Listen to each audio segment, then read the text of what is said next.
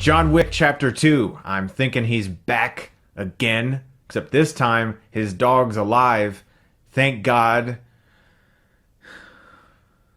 Stop doing that to me, movies. I like doggies. I don't want to get too much into the plot of John Wick 2 because the trailer actually mercifully doesn't really let us know what the movie's about. You just know that John Wick is back and someone is in his sights. And it's not, a good stare that he's giving them. He's angry, he's mad, it's mean, he's gonna kill him.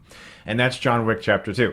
There's something else going on, of course, but I just want you to discover it the way I discovered it because I went in not really knowing the undercurrent of this movie, and I'm pleased because it was really fun to uncover as the film progressed, because this is, yet again, another extremely badass movie. From the opening scene of this movie where we see an old Buster Keaton movie in black and white being projected onto the side of a building, and then we're immediately transported into this action scene, that tells us that we are about to see a stunt lover's heaven. Buster Keaton, if you know anything about the history of film, is one of the best stuntmen ever. He pioneered a lot of stunt work in movies, and he's known as one of the best of all time. And so right from the beginning of this movie, the filmmakers are letting us know that that's what they're going to be focusing on here. And my God, it is an action movie lover's wet dream in every possible way. If you appreciate amazing action scenes, if you like good stunt work, if you like when they're well filmed and well choreographed, when you can see everything happening and you can look the main actor in the eyes and know that he's actually doing 95% of it himself,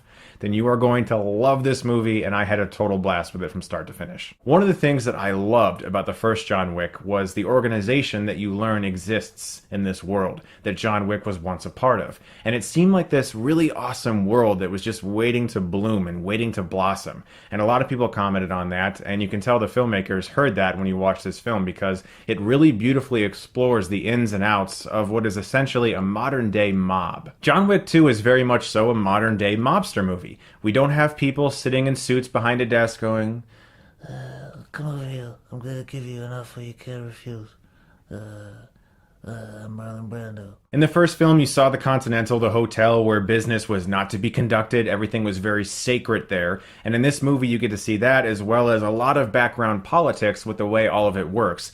And it's actually kind of fascinating. This movie has a longer runtime than the first one, and a lot of that is dedicated to exploring this underground world more. I would liken it to The Raid 2 when compared to The Raid. Where the first one was just a straight-up action movie, The Raid 2 was like, hey, let's have a lot of action, but also explore this underground world of this criminal organization a little more. John Wick 2 does that, while also having a lot more action than even The Raid 2 did. And again, I can't heap enough praise on the way these action scenes are filmed. Keanu Reeves is just a fucking badass. The stunts that he does in this film and the entire stunt team, the way it's all assembled, it's beautiful. It's gorgeous to watch, even though it's very violent. It's extremely well choreographed and very well filmed. The finale action set piece reminded me quite a bit of Enter the Dragon, the Bruce Lee film. There were a lot of callbacks to action films that are famous if you are someone who's well versed in action movies. This film is also not just a mobster movie, it's sort of a modern day Western as well. There's quite a bit of standoffs. There's even a guitar riff that goes through the score quite a bit that reminded me of music that's commonly in Westerns. Where the film faltered for me a little bit is towards the end when you begin to see more of this organization and you begin to see how many people are really involved with it. I think it pushed the boundaries of realism to the point where it got a little cartoony and it was a little hard to believe. A friend of mine who was with me felt the same way. Up until then, I didn't really have any major issues with it, save for one, which I'll get into in a second.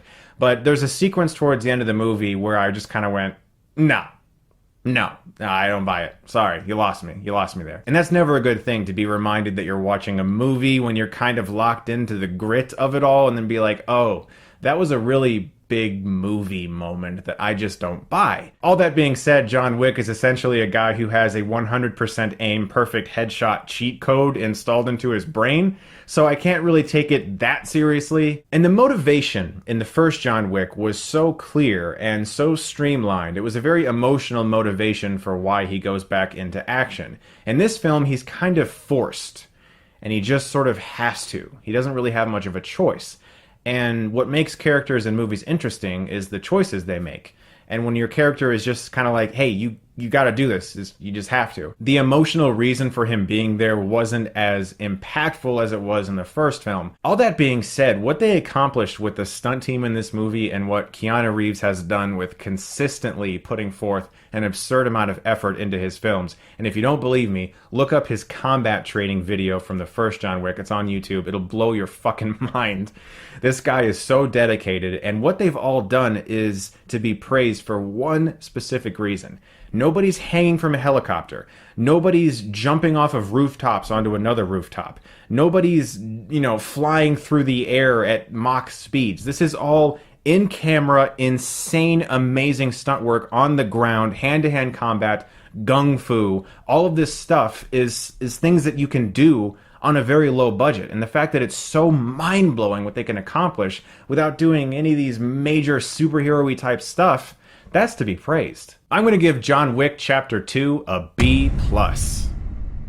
I really had a blast with this movie. I feel like it's a more focused story than the first film, but the one thing that kept me from liking it just as much as the first, if not a little better, was his emotional reason for being there this time around. It was more of a, hey, you just have to do this and deal with it, which is kind of cool, but also towards the end, it does kind of push the limits of believability. Beyond that, this is a total blast. I can't wait to see it again. Hope you guys check it out this weekend. As always, thank you very much for watching, and if you like this, you can click right here and get Stuckmanized.